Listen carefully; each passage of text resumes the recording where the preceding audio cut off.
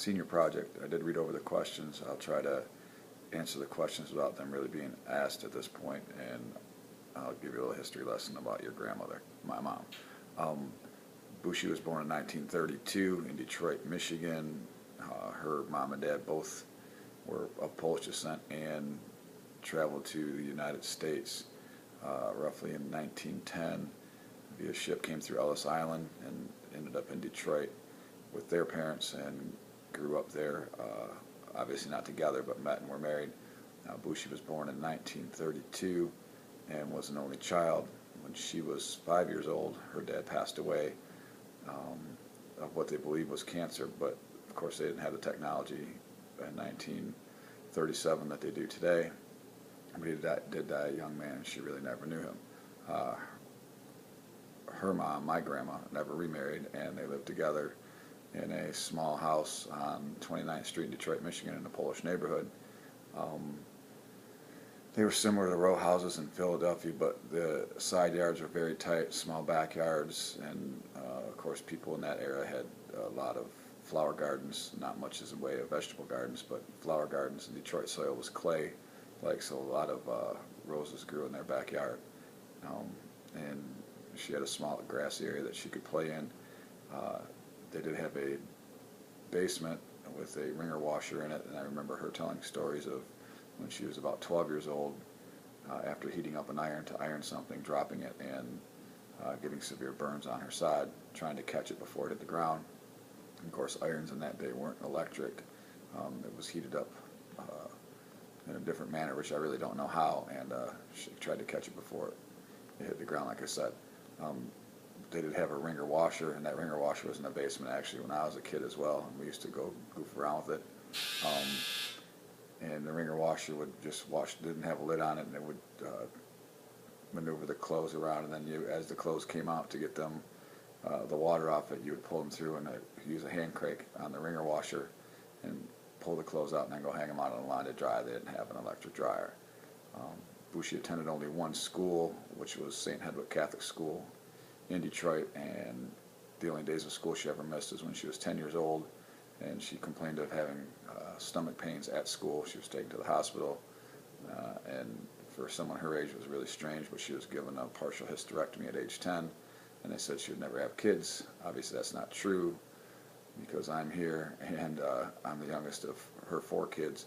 I have 3 older brothers, and then but I'll digress and say that back again, she only missed those days of school when she was sick, and then went right back to school and never missed another day. So growing up was very difficult for us to miss a day of school, because she had perfect attendance from the 5th grade through her graduation in 1949. She was 17 when she graduated.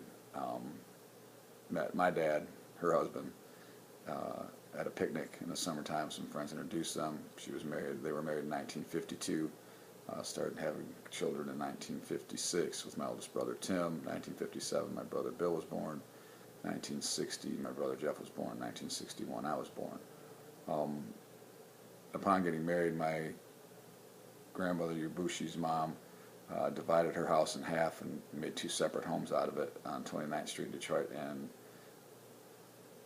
your grandma and grandpa lived in that house until right before I was born in 1961. Around June, they moved out to the suburbs to West Side, Michigan, into about 1,100 square foot, 3-bedroom, 1-bath ranch house on a 60 by 125 lot. So we had a little bit of backyard to play in when we grew up, similar to what Bushi had when she grew up, but the houses were a little bit farther apart. And of course, her house was, shouldn't say of course, but her house was a wooden house that was built in Detroit in 1905. Our house was built of brick, and it was built in 1960. We moved into 61. Bushi's house, again, it was built in 1905, and actually is still the only house that's standing on that street in 29th Street.